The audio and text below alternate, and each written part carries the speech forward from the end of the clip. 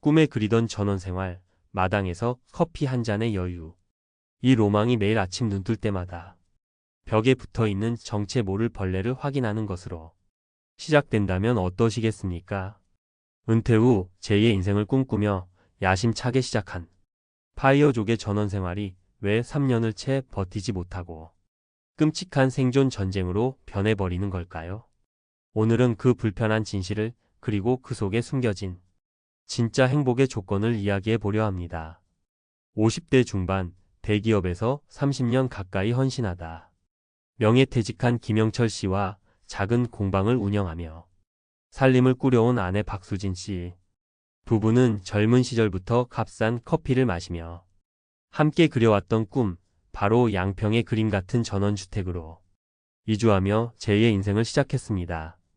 은퇴 자금과 IRP 계좌까지 정리해 마련한 소중한 보금자리였죠. 처음 몇 달은 모든 것이 완벽해 보였습니다. 아침이면 도시의 소음 대신 맑은 새소리에 눈을 떴고, 저녁이면 붉게 물드는 노을을 보며 하루의 고단함을 씻어냈습니다. 아내는 마당 한편에 꿈에 그리던 작은 도예 작업실을 꾸몄고, 남편은 서툰 솜씨로 텃밭을 일구며 수확의 기쁨을 맛봤습니다. 하지만 계절이 바뀌자 상상도 못했던 현실이 부부의 일상을 잠식하기 시작했습니다. 문제는 끈적끈적한 장마철부터 시작됐습니다. 도시에 잘 지어진 아파트 생활에 익숙했던 부부에게 시골의 습기는 그야말로 재앙과도 같았습니다. 제습기를 24시간 내내 돌려도 이불은 늘 축축한 느낌을 지울 수 없었고, 옷에는 곰팡내 섞인 퀴퀴한 냄새가 배었습니다. 아내가 아끼던 손으로 묶은 가죽 다이어리와 옷장 깊숙한 곳부터 검은 곰팡이가 피어오르기 시작했습니다. 보송보송한 빨래를 기대하는 것은 사치가 되었고, 뼈마디까지 스며드는 듯한 눅눅한 공기는 부부의 기분마저 무겁게 가라앉게 만들었습니다. 밤이 되면 상황은 더욱 심각해졌습니다. 도시에서는 본 적도 없는 그야말로 신개념의 벌레들이 집 안팎을 점령했습니다. 꼼꼼하게 막는다고 막았는데도 창호 틈새로는 돈벌레, 곱등이를 닮은 정체 모를 벌레들이 끊임없이 들어왔고, 비 오는 날이면 민달팽이와 지렁이가 현관 앞을 가득 메웠습니다. 아내는 자신의 가장 안전한 공간, 성역이어야 할 집이 침범당했다는 느낌에 밤마다 잠을 설쳤습니다. 여보, 어젯밤에 또 그게 나왔어. 아침마다 이어지는 아내의 지친 목소리는 남편의 마음을 무겁게 짓눌렀습니다. 밤하늘의 별을 보는 시간보다 벽에 붙은 벌레를 잡는 시간이 더 길어졌고, 벌레에 대한 극심한 공포는 아내를 잠 못 들게 하는 불면증으로 이어졌습니다. 부부의 로망이었던 넓은 마당은 곧 고된 노동의 현장으로 변했습니다. 봄부터 도단한 잡초는 돌아서면 자라 있었고, 하루 종일 허리를 숙여 잡초를 뽑아도 다음 날이면 언제 그랬냐는 듯 비웃듯이 다시 돋아나 있었습니다. 이것이 전부가 아니었습니다. 태풍이 지나간 뒤에는 막힌 배수로를 뚫어야 했고, 작은 텃밭을 노리는 고라니와 멧돼지를 막기 위해 울타리를 보수해야 했습니다. 한 보도에 따르면 많은 분들이 간과하는 것이 바로 집으로 들어오는 길가에 무성하게 자란 풀까지 정리해야 하는 등 관리의 범위가 내 집을 넘어선다는 점입니다. 전원생활은 부지런하지 않으면 힘든 것이 아니라 부지런해도 끝이 없는 노동의 연속이었습니다. 결국 지속되는 노동과 스트레스는 부부 사이에도 깊은 그림자를 드리웠습니다. 특히 집안의 벌레와 습기, 끝없는 관리에 지쳐버린 아내가 먼저 도시로 돌아가고 싶다는 말을 꺼냈습니다. 남편은 이 또한 전원생활의 일부지, 곧 적응될 거야 라며 아내를 설득하려 했지만, 아내의 대답은 절망적이었습니다. 적응? 나는 여기가 내 집 같지가 않아. 당신한테는 로망일지 몰라도 나한테는 하루하루가 지옥 같다고. 모두의 로망이었던 그 공간은 어느새 부부 갈등이 진원지가 되어버린 것입니다. 자, 김영철 씨 부부의 이야기가 남의 일처럼 들리시나요? 하지만 이 실패 속에는 전원생활을 꿈꾸는 우리 모두가 반드시 새겨야 할 교훈이 숨어 있습니다. 지금부터가 진짜 중요합니다. 부부의 실패는 단순히 벌레와 잡초 때문만은 아니었습니다. 더 깊은 곳에는 수십 년간의 치열한 도시 생활에서 벗어나기 위해 급하게 전원 생활을 선택한 도피성 이주에 가까웠다는 근본적인 원인이 있었습니다. 장소만 옮기면 모든 문제가 마법처럼 해결될 것이라는 막연한 기대감은 전원 생활의 구체적인 어려움과 노동의 대가를 충분히 알아보지 않는 치명적인 실수로 이어졌습니다.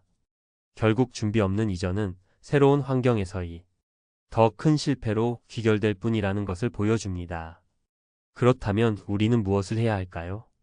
첫째, 살아보고 결정해야 합니다. 시승도 안 해보고 덜컥 차를 사지는 않지 않습니까? 하물며 남은 인생을 보낼 집인데 반드시 농막 체험이라도 해봐야 합니다.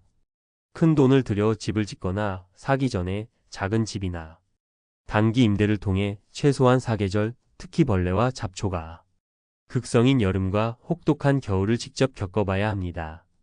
내가 과연 이 노동과 불편함을 감수할 수 있는 사람인지, 벌레에 대한 내성이 어느 정도인지 냉정하게 스스로를 테스트하는 과정이 반드시 필요합니다. 둘째, 노동의 가치를 재정의해야 합니다. 전원 생활은 휴식이 아니라 새로운 형태의 노동입니다. 마당 관리는 선택적 취미가 아니라 필수적인 업무이며 나의 하루 일과에 잡초 뽑기, 벌레 퇴치, 시설 보수가 포함된다는 사실을 인정해야 합니다. 이를 위해 돈뿐만 아니라 시간과 체력까지 예산으로 책정하는 현실적인 계획이 필요합니다. 부부가 함께 즐길 수 있는 활동으로 만들거나 혹은 정기적으로 전문가의 도움을 받을 수 있는 비용을 마련하는 등 관리에 대한 명확한 계획과 역할 분담이 선행되어야 합니다. 셋째, 벌레와의 전쟁에 대한 관점을 바꿔야 합니다. 전원주택에서 벌레를 100% 차단하는 것은 불가능에 가깝습니다. 따라서 박멸이 아닌 공존과 관리의 개념으로 접근해야 합니다.